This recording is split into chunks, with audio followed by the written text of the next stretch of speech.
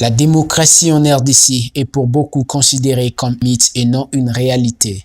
Cette observation ne résume pourtant pas le fond et la forme de l'action politique, pensée et exécutée par ceux qui la pratiquent.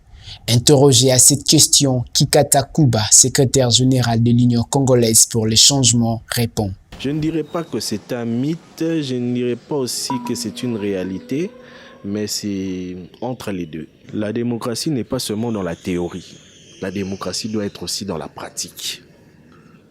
Parce qu'aujourd'hui, je constate quelque chose qui est très bizarre dans ce pays, c'est que plus personne ne peut dire un mot sans être traité de tribaliste ou de régionaliste.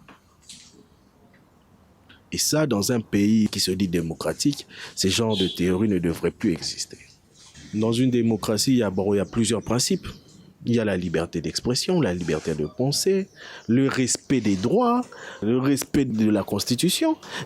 Les apports de l'Union congolaise pour le changement dans le cadre de la démocratie sont multiples.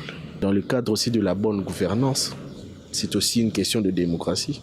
Dans le cadre de la limite et de la protection de l'intégrité territoriale, la République démocratique du Congo est une république où ses frontières doivent être respectées. L'implication de l'État dans la politique de l'amélioration des conditions de vie des jeunes est d'une nécessité impérieuse. Le contexte actuel est marqué d'un côté par la désaffection des populations vis-à-vis de la politique du fait d'un déficit criard de culture politique, d'éradication de la toxicomanie dans le milieu des jeunes. Et de l'autre, pour l'inefficacité des politiques actuelles à transformer de manière positive les conditions de vie des jeunes toxicomanes, a-t-il renchéri.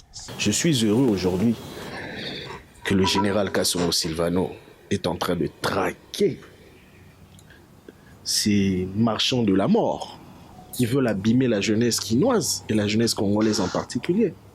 Les jeunes ont mieux à faire. Trouvez-les des emplois. Vous ne les verrez plus dans la rue. Les jeunes ont envie de faire beaucoup de choses.